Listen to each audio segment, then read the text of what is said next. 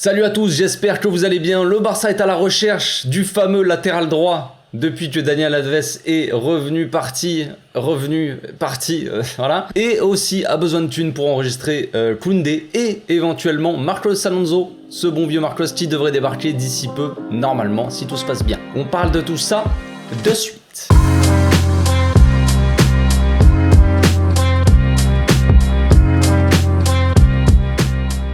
Au passage, n'hésitez pas à vous abonner, liker et commenter, c'est le meilleur moyen de me soutenir et ça fera plaisir à tonton. Avant de commencer, je sais pas si vous avez vu, mais j'ai fait un petit post. Je serai sur Twitch ce soir, les amis, à 22h, heure française, je précise. Donc on va parler de mercato, d'actu, de tout ce qui va pas dans nos vies, c'est-à-dire Piqué. Voilà, un peu de tout ça, quoi. Voilà, on va s'amuser, ça va être sympa. Donc comme vous le savez, le Barça est à la recherche du fameux latéral droit, d'un latéral droit digne de ce nom. Ça fait des années, déjà. Pendant des années, on a connu l'excellence avec Daniel Alves, qui est un des meilleurs latérales droits de l'histoire, si ce n'est le meilleur peut-être. À son départ, on a cherché désespérément à le remplacer. Il y avait Luis Enrique qui avait placé du coup Sergi Roberto, un peu sa meilleure époque, hein, l'époque, vous vous souvenez de la remontada, tout ça. Donc voilà, c'était un peu l'heure de gloire de Sergi Roberto. Après, il y a eu Nelson Semedo qui est arrivé. Voilà, on a essayé désespérément de remplacer Daniel Alves et on a réussi enfin à trouver son remplaçant, qui n'est autre que lui-même, qui est venu donc se remplacer lui-même 5 ans après, donc le 38 balais, le Dani, et il a fait ce qu'il pouvait, et mine de rien il a plutôt bien fait. Maintenant voilà, on se retrouve toujours au même point, c'est-à-dire sans Daniel Alves, et voilà, on est à la recherche du latéral droit qui va remplacer Dani, et voilà, c'est un éternel recommencement. Est-ce que Daniel Alves va revenir à 45 ans? C'est possible, on ne sait jamais. Donc entre temps on a eu Dest qui est arrivé, qui était un peu le nouveau Daniel Alves soi-disant. Beaucoup de potentiel, beaucoup de technique et un peu de vivacité, tout ça. Enfin, vivacité dans les jambes seulement, pas dans la tête. Hein. Le gars était un fumeur de Marie-Jeanne, voilà. Mais bon, bref, non, je plaisante. Mais voilà, niveau de la tête, de la testasse, ça ne va pas avec Dest. Voilà, c'est un peu compliqué. Il a les qualités physiques, les qualités techniques, tout ça pour évoluer dans un bon club. Mais voilà, ça ne colle pas. Ça ne colle pas depuis qu'il est là. Il n'arrive pas à s'imposer, il n'arrive pas vraiment à montrer tout le potentiel qu'il a, quoi. Et Xavi n'est pas fan. Xavi n'est clairement pas fan du joueur. Dès qu'il est arrivé, on a entendu des nouvelles comme ça qui disaient que Xavi ne comptait pas spécialement sur Dest, ou en tout cas trouvait qu'il avait vraiment pas le niveau au niveau de tactiquement, quoi, en tout cas pour jouer au club, qu'il était très loin de ce niveau-là, donc compliqué. Et là on arrive cet été, mercato, et on est toujours au même point. Le Xavi il compte pas sur Dest, on l'a vu contre le Rayo Vallecano, magnifique match. On l'a vu qu'il a pas fait appel à Dest, donc ça prouve vraiment qu'il ne compte pas sur lui. Ça risque d'être la même chose contre la Real Sociedad ce week-end. Donc qu'est-ce qui va se passer? Je ne sais pas. Dest, lui, comme d'habitude, il a envie de prouver à Xavi qu'il peut s'imposer dans le 11. Je peux jouer au Barça. Ouais, frère, on a compris que tu voulais prouver que... Mais si le coach ne voit pas en toi quelqu'un qui peut s'imposer au Barça, frère, tu peux prouver tant que tu veux, ça va être compliqué, de toute façon, logiquement. Donc on a Manchester United, là, qui serait intéressé par Dest, hein, son ancien coach, Ten Hag, qui est au club. Voilà, ça pourrait peut-être faciliter son départ là-bas. Peut-être que le joueur pourrait être d'accord pour partir à United. Je ne sais pas. Le Barça en veut 20 millions. Le soi-disant Manchester United aurait proposé 17. Donc on s'approche. Est-ce qu'il va partir? Je ne sais pas. Je ne peux pas vous dire. Je ne lis pas l'avenir. On m'a dit, pourquoi tu dis je ne sais pas dans tes vidéos à chaque fois? On m'a dit ça dans le commentaire la dernière fois. Parce que je ne sais pas. Eh oui, mon gamin, je ne sais pas. Je ne suis pas Nostradamus. Je ne suis pas comme les autres chaînes YouTube qui vont te dire, oui, Bernardo Silva arrive officiellement, alors qu'en fait il va jamais venir, frère. En tout cas pas ce mercato. Donc voilà, ne viens pas sur ma chaîne pour t'attendre à des réponses très claires, parce que j'analyse ce qu'on entend, les gars, mais tant que le gars n'est pas officiellement arrivé ou officiellement parti, comment veux-tu savoir sûr à 100% qui va le faire? Eh oui, réfléchis, mon agneau. Donc on le sait, le Barça, ils ont besoin de thunes, les gars. On le sait, voilà, il y a pas 50 millions de leviers non plus à activer. Au bout d'un moment, on en a activé combien? 4, je crois. Donc au bout d'un moment, ça va. Je veux dire 4. Voilà, au bout d'un moment, ça va être complexe. On sait que le Barça, ils veulent vendre De Jong pour avoir de la thune, machin. Même à ce qui paraît, ils veulent vendre De Jong. Voilà, normalement, hein, c'est ce qui sort comme info. Ils veulent vendre De Jong pour acheter Bernardo Silva. Mais déjà, on va essayer d'enregistrer Koundé, déjà. Ça va être sympa, déjà. il faut libérer de la masse salariale, il faut vendre des joueurs, il faut faire des trucs comme ça, donc c'est complexe. Donc Dest, je ne sais pas s'il partira, mais voilà, le club en veut 20 millions déjà, voilà. Et après, il y a d'autres joueurs qui sont sur l'instance de départ, mais bon, ça on en parle après, on va rester sur le poste de latéral droit. En attendant, le Barça, eux, ils sont intéressés par Juanito Foyth, comme je l'ai dit il y a 2 jours, mais voilà, le prix n'était pas encore sorti. Ça parlait de le Barça, il voulait mettre 10 millions soi-disant sur un latéral droit, et là on a le prix qui sort de Foyth, étonnant d'ailleurs, mais apparemment sa clause libératoire est à 42 millions. Ok.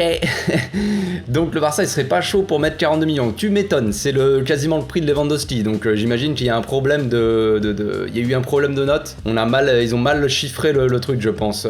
Après, je ne dis pas que Foyth ne mérite pas ou ne vaut rien, je ne sais pas. Je dis pas qu'il vaut 10 millions non plus, les gars, je pense qu'on en est loin, mais 42 millions pour Foyth, voilà, je pense que faut arrêter de nous prendre pour des abrutis non plus, c'est pas, voilà. Mais on le sait, le marché des latéraux, les gars, il est compliqué, il est complexe. Regardez le prix de Cucurella, je l'aime bien, Coucou, mais 70 millions, je sais pas combien pour ce gars-là, frère. Bon, Chelsea, c'est un peu des pigeons, mais ça, c'est gratos. Mais bon, voilà, 70 millions pour un mec comme ça, et là, 42 millions pour Foyth, c'est complexe. Le marché des latéraux, il est un peu compliqué. C'est compliqué de trouver un bon latéral pour pas trop cher. Ça va direct monter les prix. Hein. On a quoi, Trent Alexander-Arnold, là. On a Walker, on a Cancelo, tout ça. Mais tout ça, ça vaut combien, les gars? Ça vaut si Cucurella, il vaut 70 millions, combien vaut valent ces gars-là? Grande question. Donc pour parler un peu de Foyth, de son profil de base, c'est un défenseur central, le gamin. Voilà, il est assez jeune en plus, je sais plus quel âge il a, je crois qu'il a que 24 ans. Hein. Moi je le voyais plus vieux, parce que j'ai l'impression que ça fait longtemps qu'on le voit jouer, qu'on entend parler de lui, mais il est assez jeune au final, 24 ans il me semble, donc ce qui est plutôt un bon point en soi. Après, question profil, voilà, de base c'est un défenseur central comme je l'ai dit, mais il joue depuis assez longtemps quand même au poste de latéral droit. Donc autant dire que c'est un latéral droit assez défensif, c'est pas non plus un Daniel Alves, voilà, dans le profil. Après, offensivement, il se débrouille. Techniquement, voilà, ça va quoi. Je veux dire, il a l'habitude de jouer au poste de latéral droit, donc c'est que techniquement, il s'en sort quand même. Voilà, parce qu'il faut quand même de temps en temps faire des petites montées, des petits centres, des trucs comme ça. Donc moi, je connais pas hyper bien le joueur. La dernière fois que je l'ai vu jouer, c'était peut-être quand il était à Tottenham ou quand il jouait avec l'Argentine. Donc à l'époque, c'était pas très fameux, hein, c'est peu de le dire. Maintenant, à Villarreal, il est quand même beaucoup mieux apparemment. C'est un peu c'est pas la pièce maîtresse, mais je veux dire, c'est un joueur. C'est une pièce importante de cette équipe-là. Unai Emery, lui, il veut pas vraiment s'en séparer. Villarreal non plus, c'est pour ça qu'il demande autant d'ailleurs. Mais voilà, il a un peu un profil que recherche Xavi. C'est un peu c'est pas comme Azpilicueta, mais dans le profil, ça ressemble un peu, tu vois. Azpilicueta, c'est un latéral droit qui est quand même pas hyper offensif en soi, même s'il fait des montées, tout ça. C'est pas le gars le plus techniquement à l'aise que j'ai vu de ma vie, concrètement. Et Azpilicueta, il peut jouer dans une défense à 3. Voilà, c'est un peu ce que Xavi veut, je pense. C'est un latéral droit qui, en phase offensive, peut jouer dans une défense à 3, tu vois, qui est pas obligé de monter tout le temps, qui peut faire des montées de temps en temps, mais son rôle premier, ça sera de rester en défense. Voilà. On avait Koundé qui pouvait éventuellement faire ça, moi je le pensais en tout cas, et visiblement Koundé n'a pas envie.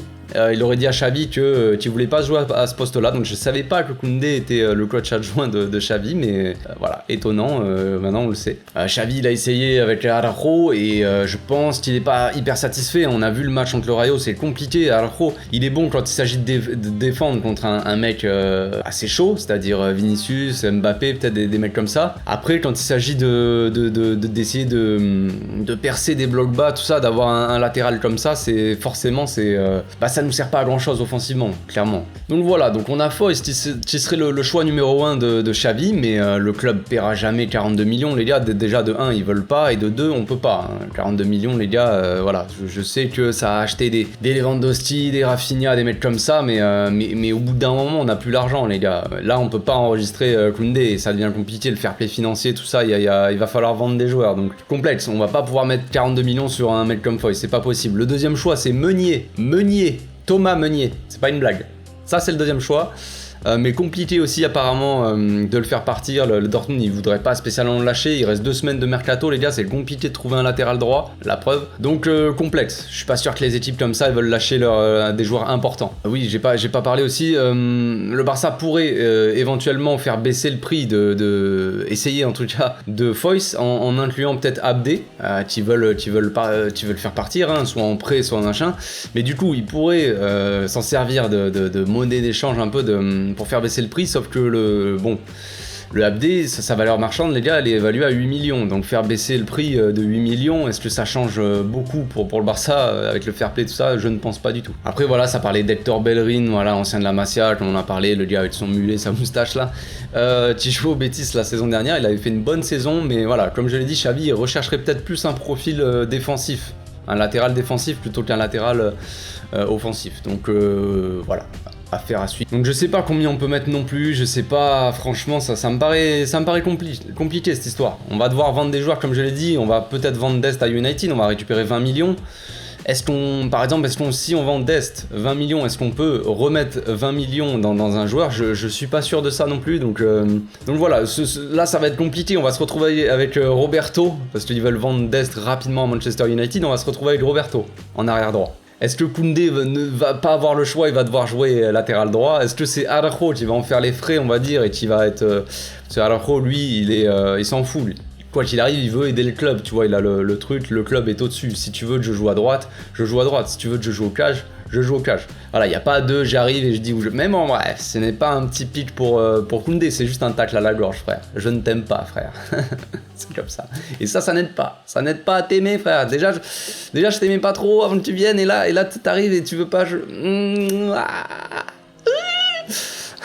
Bref, on va pas s'entendre, frère, mais bon, ouais, c'est pas grave, c'est pas le sujet. En attendant qu'il change d'avis, peut-être Koundé faudrait déjà qu'il soit inscrit. Et pour qu'il soit inscrit, apparemment, faudrait, voilà, libérer de la Masalade. Ça parlait de baisser le salaire de Piqué, de Busquets, et il n'en sera rien, les amis. Comme je vous le disais, Busquets, il veut pas baisser son salaire en soi, il veut juste le différer, le reporter, comme il l'a déjà fait, comme tout le monde l'a fait, voilà, bref. Le problème, c'est qu'il lui reste 1 an de contrat, c'est-à-dire là, à la fin de la saison, c'est finito. Lui, il veut partir. Le Barça, eux, pour différer le salaire, il faudrait qu'il prolonge le joueur d'1 an au moins. Le joueur ne veut pas, il veut vraiment partir à la fin de la saison, donc le Barça essaie de trouver des solutions, un peu des petites bidouillages, hein, on connaît l'histoire. Ils veulent le prolonger d'1 an, mais peut-être avec une clause de départ au bout de la saison prochaine, tu vois, des fins comme ça, tu vois. Sauf que la Liga, ils ont compris l'embrouille, les gars, et ils veulent pas, ils acceptent pas, ils savent très bien qu'il y a des histoires là-dessous, donc ils veulent clairement que le club paye ce qu'il doit aux joueurs, mais c'est très compliqué ça, les gars, on va être dans la merde, mais bon, bref. Pour Piqué, ça avait parlé dans la presse dernièrement que le gars allait refuser tout ce qu'on lui doit,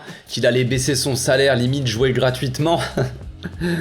Pardon. Qu'il allait jouer gratuitement et qu'il pouvait différer son salaire. Le gars était prêt à tout, quoi. Le mec était prêt même à prêter ses habits, ses t-shirts à tout le monde, frère. Il était prêt à faire tout. Il était même prêt à me payer mon loyer ici, apparemment. Mais finalement, il n'en sera rien. D'après la COP, là, le média espagnol, il voudrait uniquement différer son salaire, donc comme Busquets. Donc lui, ça sera possible, déjà qu'on a différé son salaire, on lui doit plus de 50 millions, mais en brut je crois, mais plus de 50 millions de salaire différé juste, et là il voudrait encore différer son salaire, pas de souci, il finit son contrat en 2024, est-ce qu'on va le prolonger jusqu'en 2032 pour pouvoir différer son salaire? C'est possible les amis, c'est possible. Donc je veux pas vous inquiéter les gars, mais on est bien parti pour voir Piqué jusqu'à la fin de son contrat. Ça parlait de Piqué va partir à la fin de la saison, non, son contrat finit en 2024, et on est bien parti pour avoir Piqué jusqu'en 2024.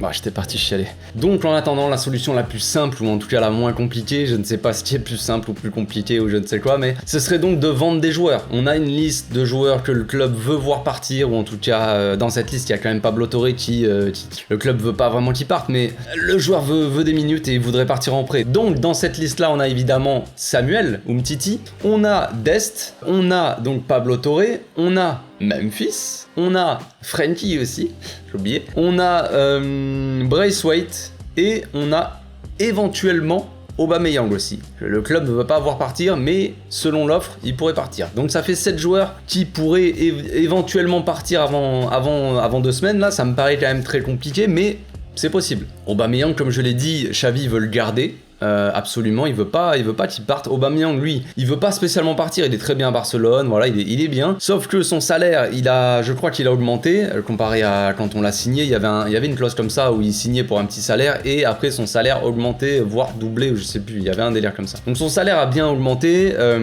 et si Chelsea vient et pose 30 millions sur la table, les gars, le club ne dira jamais non, je pense. Pour un joueur de 33, 34 ans, qu'on a eu gratuitement il y a 6 mois, si on peut le vendre 30 millions, les gars, je sais que le club va le vendre et ce serait quand même un bon choix, mine de rien, financièrement parlant. Après, sportivement, c'est autre chose. Moi, je veux pas qu'il parte. Mais s'il part, qui est-ce qu'on aura en doublure de Lewandowski? C'est ça le problème. On a peut-être en dessous qui peut jouer en neuf, mais voilà, on aura que ça. Quand je pense que mon petit joue de goal, joue là, Ferran, il est parti en Belgique et il claque des buts tous les week-ends. Voilà, maintenant on se retrouve comme ça. Bon, c'est comme ça, c'est un peu l'histoire de notre vie. Concernant Memphis, comme je l'ai dit, voilà, il y a un accord, il y aurait un accord avec la Juve. Là, il serait tombé d'accord sur tous les trucs. Il manque plus que l'offre de la Juve pour le Barça, on va dire. Sauf que, bon voilà, la Juve, ils veulent mettre 0, les gars. Vous connaissez la Juve, ils veulent mettre aucune thune, ces gars-là. Et le Barça, eux, ils veulent évidemment peut-être récupérer 2-3 pesos là-dessus quand même, tu vois, un minimum. Je sais pas, 5 millions, un truc, frère, pas un euro symbolique non plus, genre file 5 millions. Fais les fonds de tiroir, frère, et regarde. Mais voilà, la Juve, eux, ils veulent pas lâcher quoi que ce soit, donc voilà, à voir si le Barça va le libérer. Je pense que oui, le Barça pourrait le libérer quand même, parce qu'ils ont besoin, apparemment, si on libère Memphis et que, voilà, on n'a plus son salaire à payer, ça nous permettrait d'enregistrer Koundé, donc évidemment, dans ce cas-là, je pense que c'est ce que le Barça va faire. Donc on se dirige bien vers une opération à la Mingueza, Neto, Braithwaite, tout ça, tout ce genre de trucs, Riti, hein. Umtiti aussi, qui va sûrement partir gratuitement, donc voilà, c'est un peu ça notre fin de mercato. On va libérer des joueurs. Voilà, est-ce qu'on va récupérer de la thune avec Frenkie? Est-ce qu'il sera vendu? Je ne sais pas. Est-ce que Dest sera vendu? C'est possible. Ça, c'est plus probable que Dest parte que Frenkie, hein. Frenkie, à mon avis, il y a quand même très peu de chances qu'il parte. Et pour vous dire, Bernardo Silva, il y a très peu de chances qu'il vienne aussi. Voilà, ce sera le mot de la fin, les gars. Essayez de tenir le coup. Quand même, la vie est belle. La vie est belle, les amis. On a quand même des bons joueurs. On va pas pleurer parce que Bernardo Silva ne va pas venir. Est-ce que Frenkie, du coup, vu qu'il va rester, tout ça, très probablement, est-ce qu'il va être intégré à l'équipe dès ce week-end? Je l'espère quand même, parce que Frenkie est un bon joueur, les amis. Moi, je préfère Bernardo Silva dans ce rôle-là, mais Frenkie est quand même un bon joueur de cette équipe et il mérite de jouer tout simplement. Voilà, on finit là-dessus. On se retrouve ce soir, les gars, sur Twitch à 22h. D'ici là, les amis, portez-vous bien, passez une très bonne journée. Ciao.